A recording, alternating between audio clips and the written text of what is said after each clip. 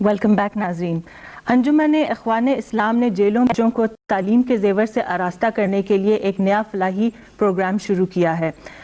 فی الحال یہ پروگرام پنجاب کی 2 جیلز یعنی کہ سرگودا جیل اور شاہپور جیل میں شروع کیا گیا ہے، لیکن انجمن کا یہ خیال ہے کہ جیسے جیسے مزید فنڈز اویلیبل ہوں گے، مزید رضاکارانہ طور پر لوگ آگے آئیں گے، والنٹیئرز آگے آئیں گے، اور جیل میں آمد و رفت کا سلسلہ وہ آسان بنایا جائے گا. اس پروگرام کو مزید آگے بڑھایا جائے گا اور علاقوں تک بھی پھیلایا جائے گا. اس سلسلے میں بات چیت ہوگی اس سیگمنٹ میں. جی ندیم صاحب. جی شکریہ ڈاکٹر سعدیہ. اس پہ گفتگو کے لیے آج ہم نے دعوت دی ہے میاں مجتبیٰ نصیر قریشی صاحب. آپ چیئرمین ہیں jail child education welfare programme, اور لاہور میں ہمارے ساتھ ہیں ملک معراج خالد صاحب. آپ سابق وزیر اعظم ہیں اور سرپرست اعلیٰ ہیں jail child education welfare programme کے. Welcome to news morning sir. تو گفتگو کا آغاز کرتے ہیں ملک معراج خالد صاحب سے. سر آپ فرمائیے گا کہ آپ نے اپنے علاقے میں پھیلانے کے لیے بہت سی کوششیں کی، اس کے ساتھ ہی آپ نے یہ جو ایک بڑا ہی نوبل انیشیٹو لیا کہ جیل میں جو قید بچے ہیں ان کو تعلیم کے زیور سے آراستہ کرنے کے لیے کوشش شروع کی. اس کے بارے میں کچھ بیسک جو حقائق ہیں وہ ہمیں بتائیے گا.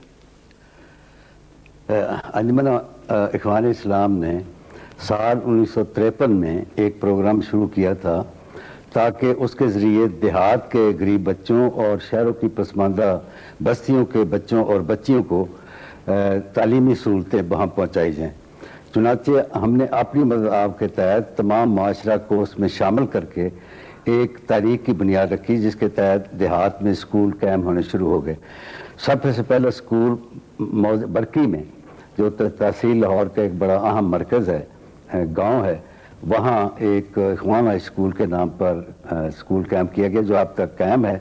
اور وہیں پھر اخوان سائنس کالج کی بنیاد رکھی جو کہ اس وقت دیہاتی بچوں کو اور شہر کی پسماندہ بچوں کو وہاں ہاسٹل میں رکھ کر تعلیم دے رہا ہے، اور مرکز کا بھی کام کر رہا تھا کہ اس مرکز کے لیے تمام دیہات میں معاشرہ کو اس طرح تیار کر کے اپنی اپنی جگہ اسکول قائم کیے جائیں.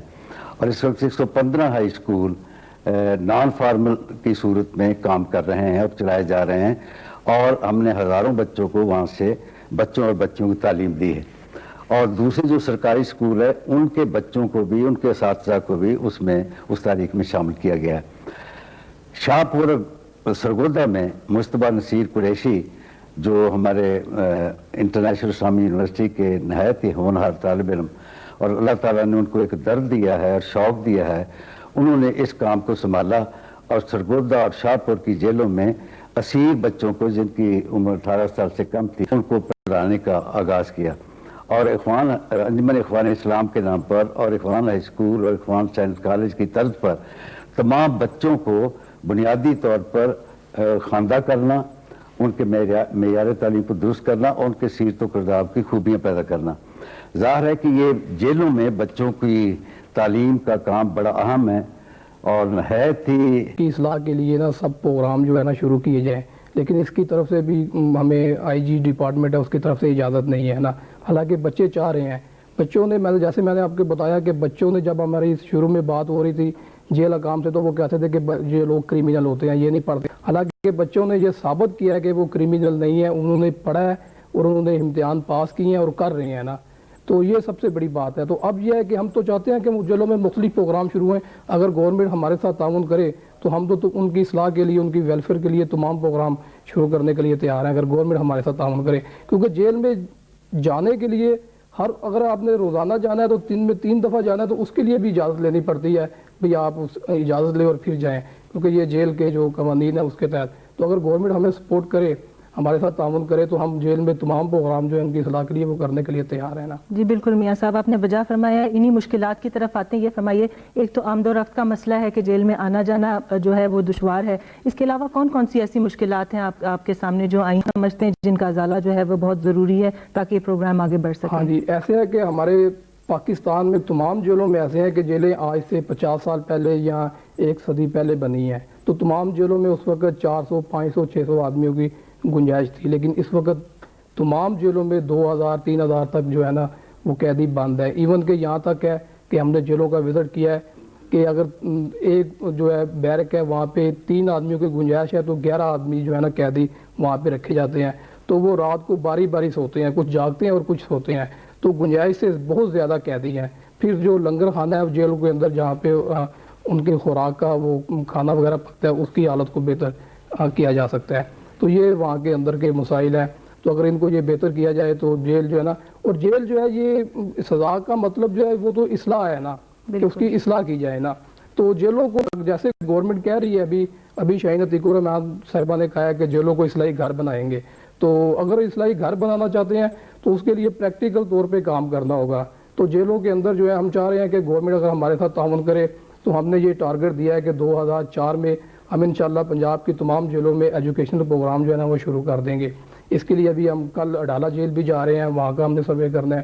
پچھلے دنوں ہم فیصل آباد جیلوں میں بھی گئے تھے، تو اگلے ماہ انشاءاللہ ہم یہاں پہ راولپنڈی میں اور فیصل آباد میں بھی شروع کر رہے ہیں۔ جی شکریہ صاحب، یہاں پر سوال یہ اٹھتا ہے کہ تعلیم جو ہے وہ تو سب کی ضرورت ہے، بچوں کی بھی اور بڑوں کی بھی، تو کیا بڑوں کے لیے بھی کوئی اس قسم کا پروگرام آپ کے ذہن میں ہے کہ ان قریب آپ شروع کریں گے تاکہ وہ بھی باہر نکل کے سوسائٹی کے اچھے فرد بن کنٹریبیوٹ کر سکیں؟ جی، بڑوں کے لیے یہ ہے کہ جیسے ملک معراج خالد صاحب نے فرمایا، یہاں پہ 1996 میں ہم نے علامہ اقبال اوپن یونیورسٹی میں ایک بک کلب آف پاکستان کی بنیاد رکھی تھی۔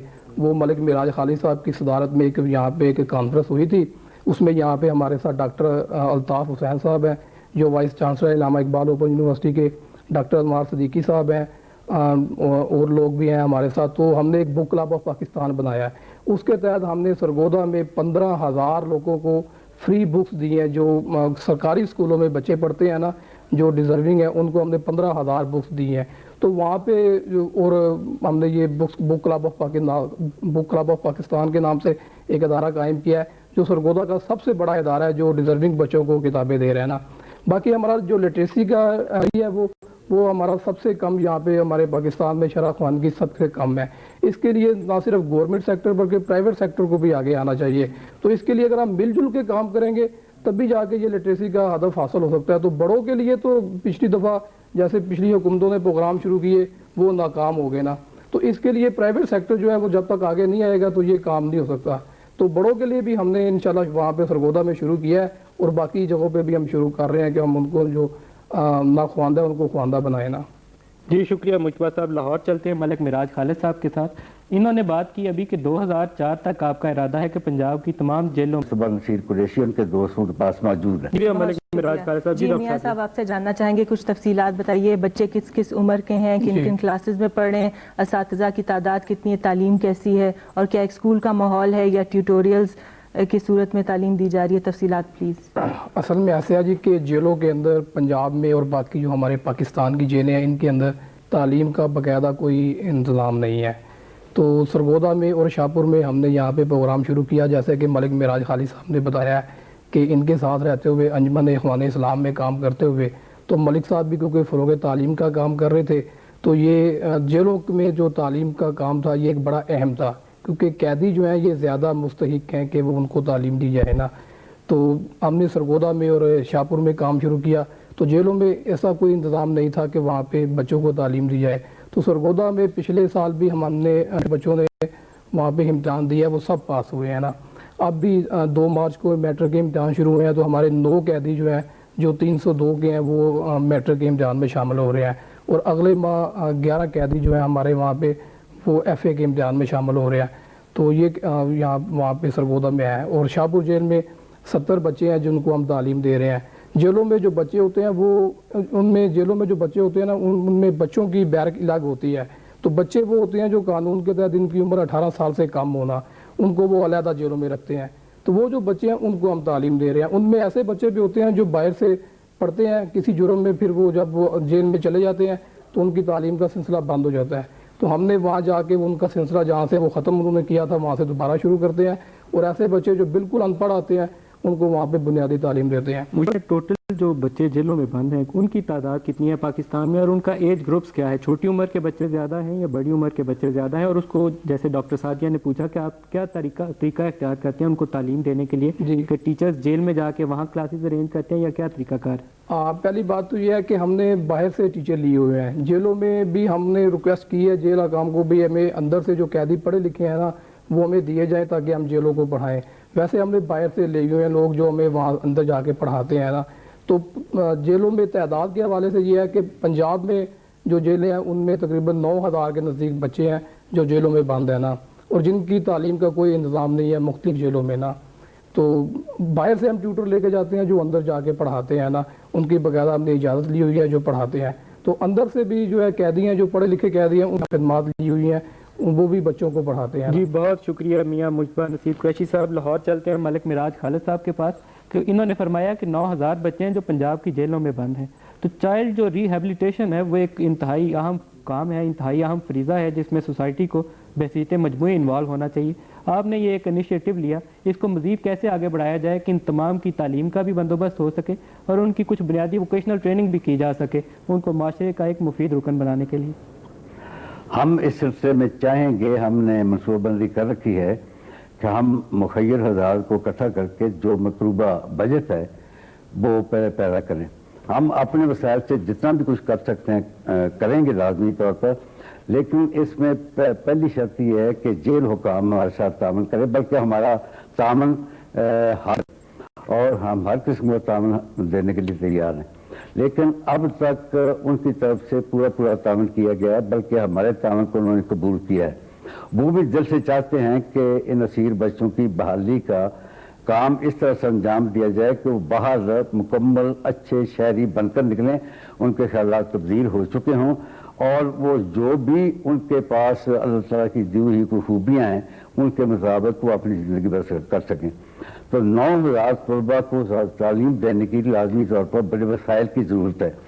مجھے پوری امید ہے اپنے تجربے کی بنا پر کہ مخیر حضرات اس سلسلے میں انجمن اخوان اسلام کی مدد کریں گے، اور ہم فردن سب ایسے اصحاب سے رابطہ کر رہے ہیں، اور مجھے پوری امید ہے کہ ہمارے پاس مجتبیٰ نصیر قریشی اور ان کی صورت میں جو ایک ٹیم موجود ہے، ان کے ذریعے ہم ہر جگہ ایسے بچے پیدا کر سکیں گے، نوجوان پیدا کر سکیں گے کہ ہر جیل میں ہم اس اپنے پروگرام کو جاری رکھ سکیں۔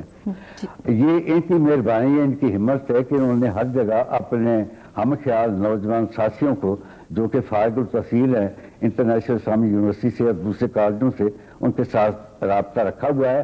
یہ نوجوان ٹیمیں مقامی طور پر پیدا کرنے کی کوشش کر رہے ہیں، تو اس لیے ایسی نوجوان ٹیمیں جو یہ کام سنبھال سکیں ہر جیل میں، اور وہاں کے جیل حکام جو پوری طرح تیار ہوں ذہنی طور پر کہ یہ کام سر انجام دینا ہے، اور ان کے سب سے زیادہ میں سمجھتا ہوں کہ مظلوم بچوں کو یا گم کردہ راہ بچوں کو راستے پر لانا ہے، وہ تیار ہو جائیں، تو مخیر لازمی طور پر ہمارے اس پروگرام کی کامیابی کے لیے سامنے آئیں گے، اور ہم اس کام کو آہستہ آہستہ جس طرح کہ ہمارا ارادہ پایا تکمیل تک پہنچانے میں کوئی کسر اٹھا نہیں رکھیں گے۔